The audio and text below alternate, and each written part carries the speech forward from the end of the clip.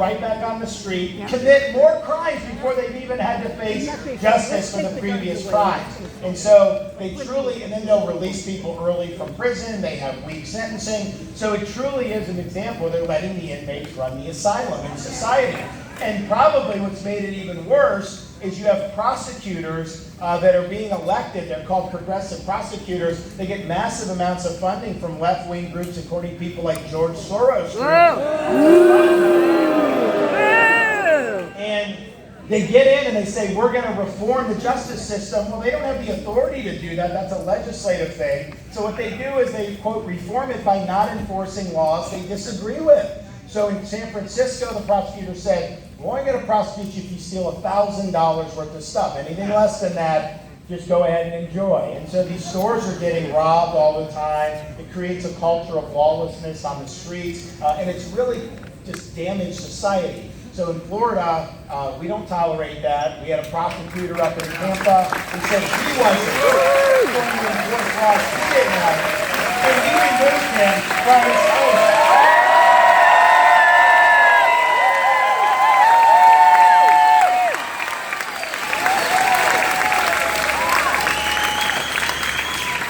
It's an example of woke ideology infecting policymaking. And it's been a big, big problem. I think another example that you've seen, quite frankly, is the open southern border. There are people that say somehow it's racist to even have a border at all, that you just got to let everyone come in from over 100 different countries, millions and millions of people, and yet I don't hear the elite saying anything about that. You have the cartels making a fortune, billions of dollars, eating our lunch at the border. You have fentanyl coming in record numbers. You now have the number one cause of death for Americans 1845 is overdose from fentanyl. I don't hear the elites pitching a fit about that. You have criminal aliens coming into our country. We had a sheriff's deputy in Pinellas County killed recently by a twice deported illegal alien that came across Biden's border about 6 or 7 months ago. They don't get upset about that. They don't get upset even at the fact, and these are DHS numbers, not mine, that over 90 suspected terrorists entered the southern border illegally in the last fiscal year. They don't pitch a fit about that. They only care when 50 illegal aliens show up to Northwest.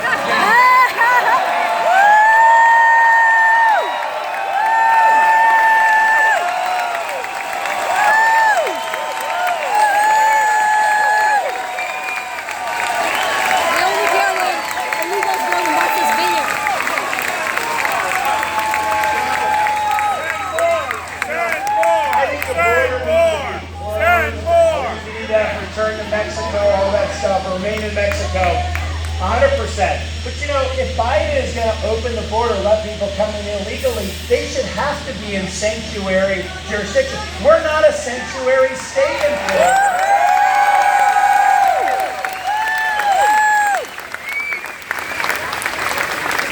And you know, the thing is like Martha's Vineyard advertised that they were sanctuary.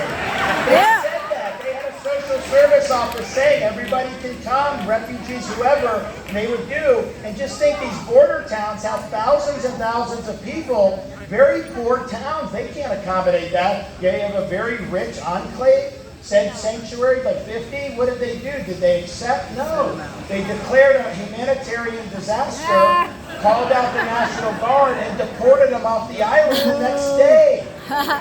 So it shows you that the elites in this country, they want to impose policies and their vision on the rest of society, but they do not want to have to live under the consequences of those policies themselves.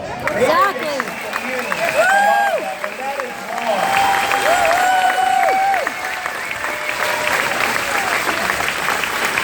But I'll tell you, nobody was talking about this issue the way it's now been talked about until that happened in Martha's Vineyard. Now it is a front burner issue. The American people want to see action on this, and I think the Republicans, I think they're going to win the House and Senate on Tuesday.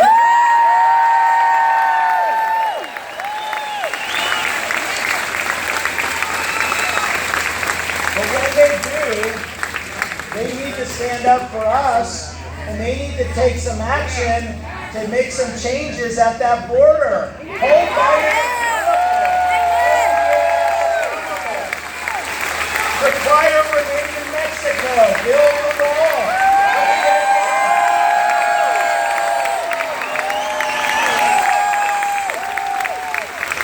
And the thing is, you have majorities in the House and Senate. Biden is a weak president. Yeah, he's an idiot. FJB. And you can see, honestly, the thing about Biden, so, when he was running, he picks Kamala Harris as his running.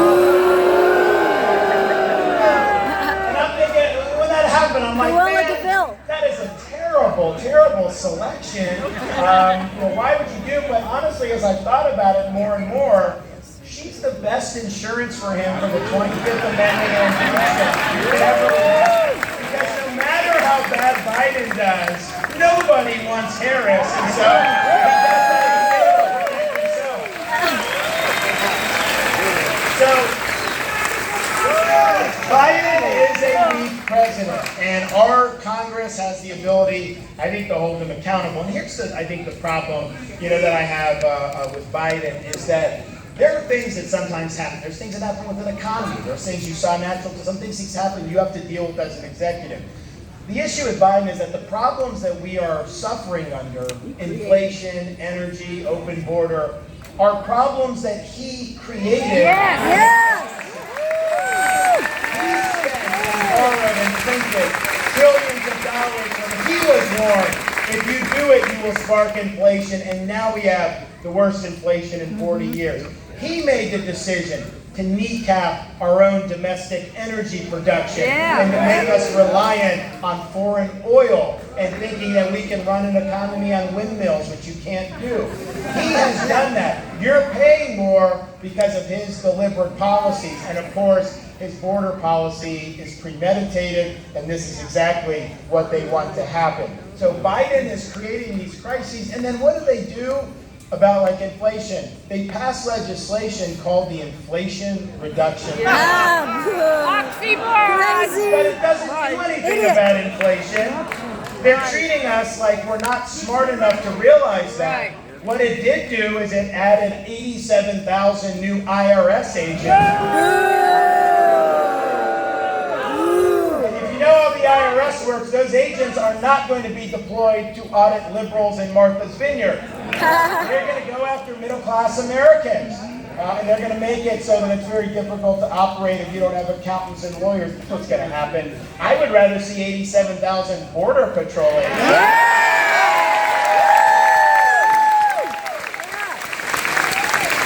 So, 87,000 new IRS agents. I think that every member of Congress that voted for that should be required to be audited by the IRS.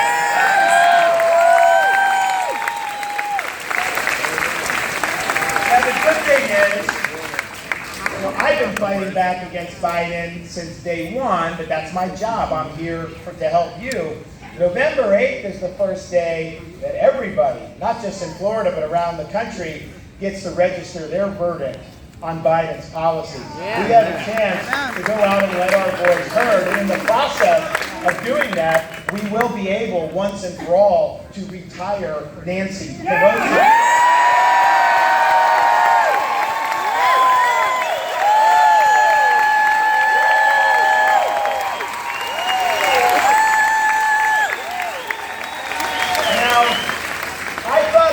Succeeded doing that in 2010, but she came back, and it's just like she's been there 40 years. She is a walking advertisement for the need for term limits for members.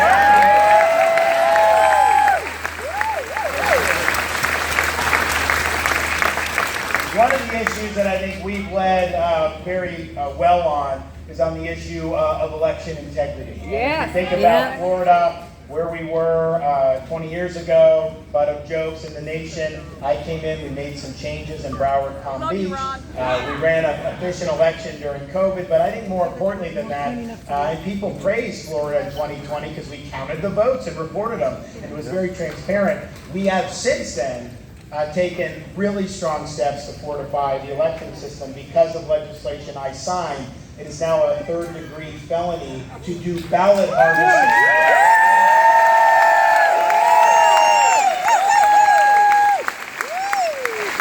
Legislation I signed, it is illegal to use Zuckerbucks in the city of Florida.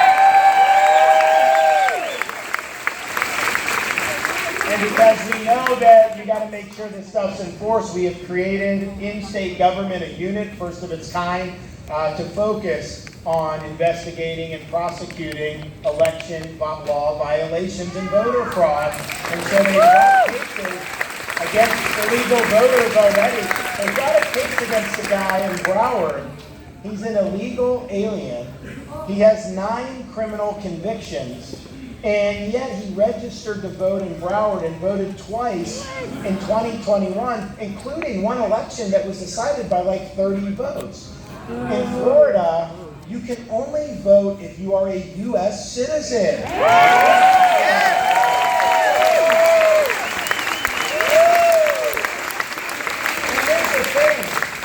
Someone's voting illegally, that is canceling out one of your votes. And so that's not the way you want the system. And yes, not every election is going to be decided by 30 votes. You may have some that are blowouts, but still, the principle is important. So now we have the ability to hold people accountable for violating the law. If you ballot harvest in Florida, you are going to be held accountable. That's just the way it's going to be.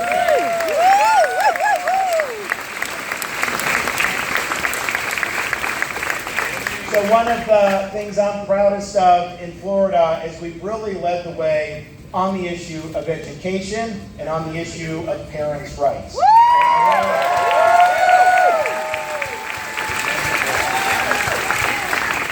We worked very hard. I saw when I was coming in, Bridget Ziegler on the school board. Do we have other school board members here? Who?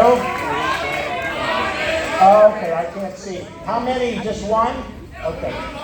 We have 3. Are those the same 3 that just won election? Okay.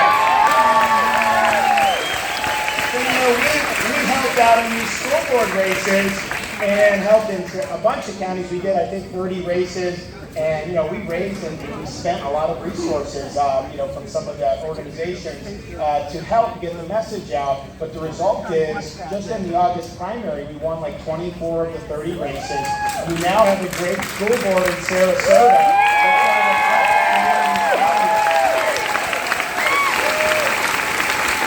Because I can do all this stuff in Tallahassee with the legislature, we can do good policy, but if the school boards are undermining that, then it's not going to be effective. And look, there are certain parts of our state where you have a very liberal electorate, but most parts are not like that. And before we got involved, you'd have these really red counties with left-wing school boards. And so that ends now in Florida.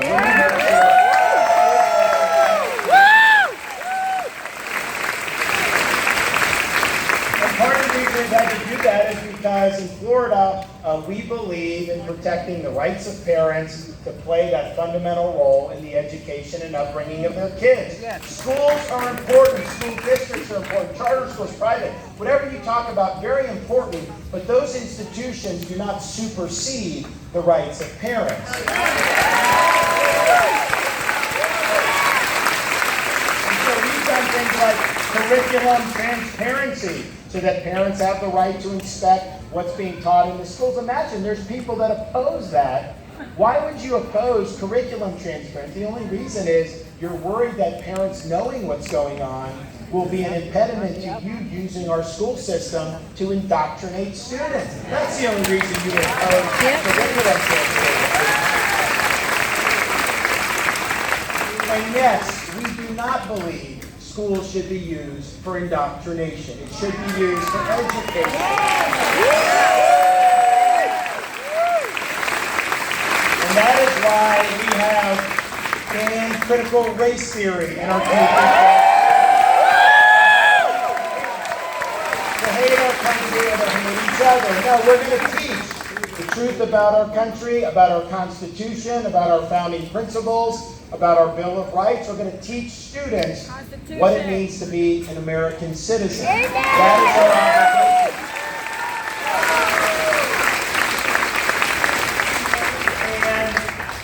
Part of that is being thankful to be an American citizen.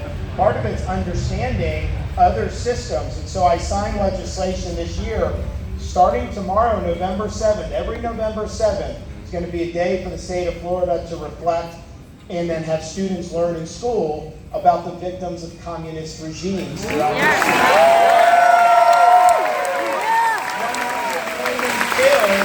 by Marxism, Leninism. We're going to tell the truth about that and about other atrocities committed by Marxism and Leninism since the dawn of the 20th century. We also will make sure, and we're going to continue to do, that whatever is put in school is age appropriate for young kids.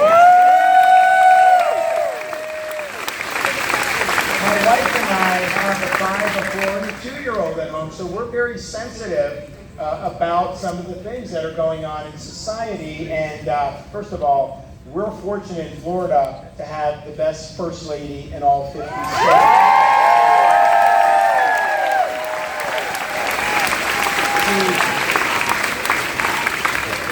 That's right.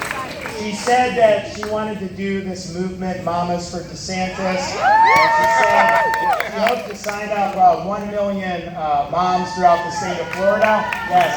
And she's actually signed up 1.1 million moms.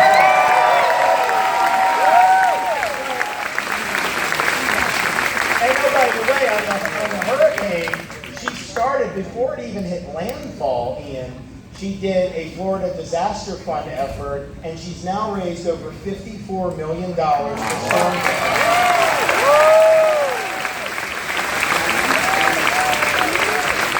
So, as parents of young kids, we think parents in the state of Florida should be able to send their kids to elementary school without having some agenda shoved down their throat. It is inappropriate to be injecting concepts like sexuality and gender identity into these classrooms, particularly in the elementary school, which is what we've done here in Florida to prevent. It's wrong. These are inappropriate concepts.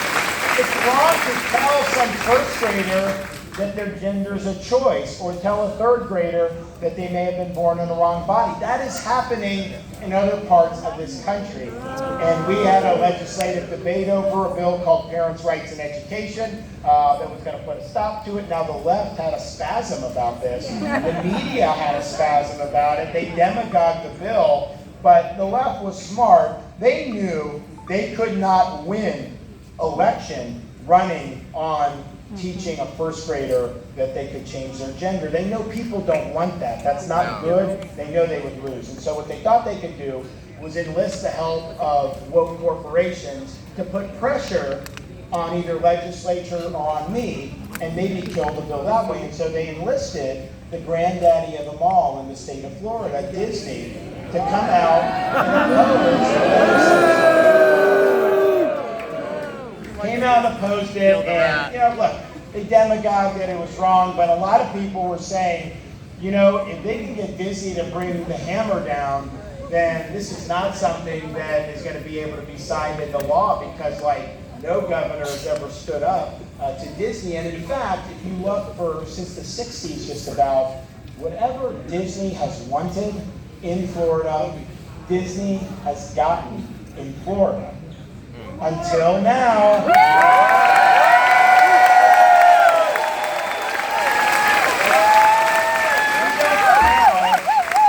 The corporate pressure.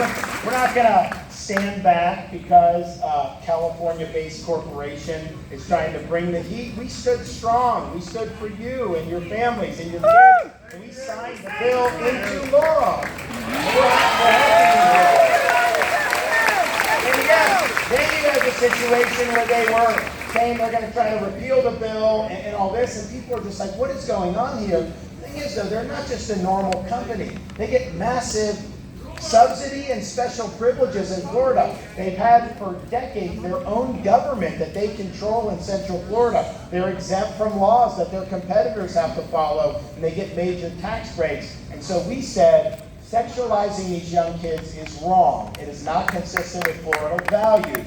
You are taking a different position, which maybe you're right, but you do not have a right to keep being on a pedestal in this state. And so we took action with the legislature, and because we did, Disney is no longer going to have its own government anymore.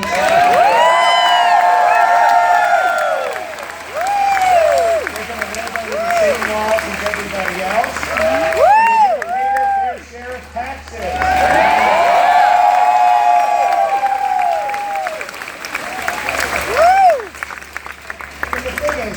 That we're even having some of these debates, it shows you woke ideology and what it's doing. I signed, and I was happy to do it in 2021, I signed legislation protecting women's sports in Florida. Yeah.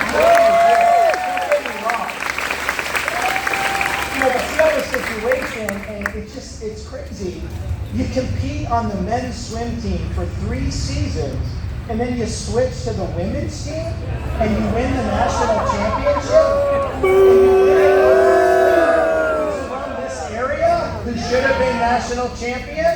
Yeah. How is that fair to these women? No. It's not fair. And it's basically ideology overtaking fairness and integrity of these competitions. So in the state of Florida, and as a father of 2 daughters, our girls, our women athletes, they get to compete with fairness, integrity, and a level playing field. And that's just how it's going.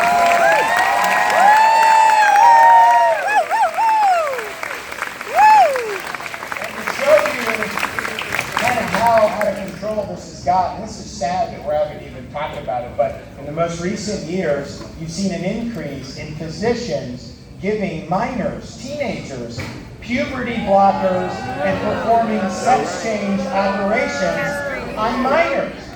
And first of all, teenagers go through a lot, okay? It's an odd time. Most of the 80% of the dysphoria resolves itself by the time they're adults anyways, and yet they're doing things that are basically mutilating these teens and these kids, and that's irreversible. And so we've had adults who are now adults come to us and say, this is wrong. They went through this when they were minors, and they regret it, and they wish they could turn back time and be whole again. And so this is ideology running amok. This is not evidence-based. European countries that fiddled with this have reversed course because it's harmful. And so in the state of Florida, we took action through the Florida Board of Medicine. And so now, if a physician gives puberty blockers or does sex change operations in these mutilation procedures, they will lose their medical license.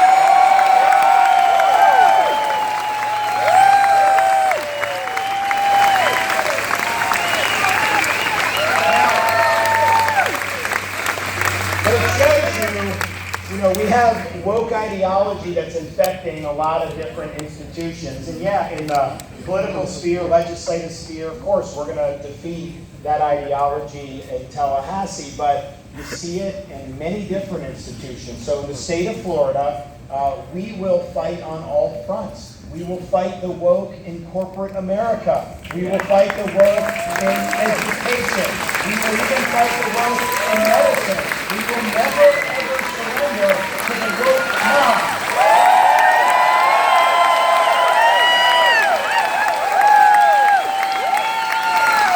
Organize where woke folks reside.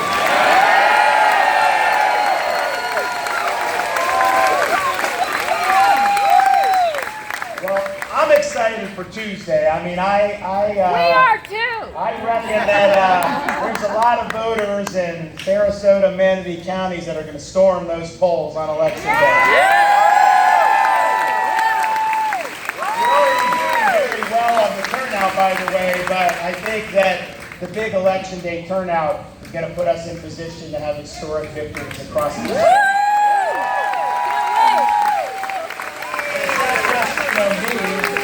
We have people running for Congress, U.S. Congress. We have statewide, we have 16 Republican U.S. congressmen. After Tuesday, we're going to have at least 20 Republicans.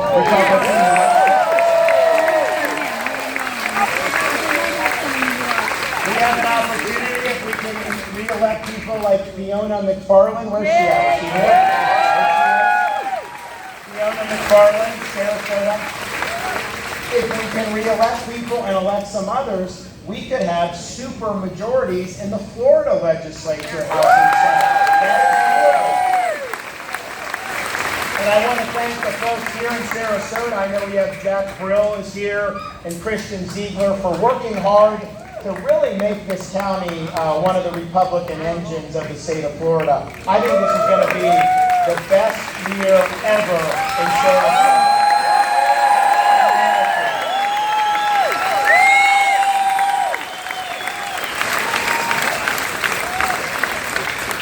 So are you ready to make your voice heard on Tuesday?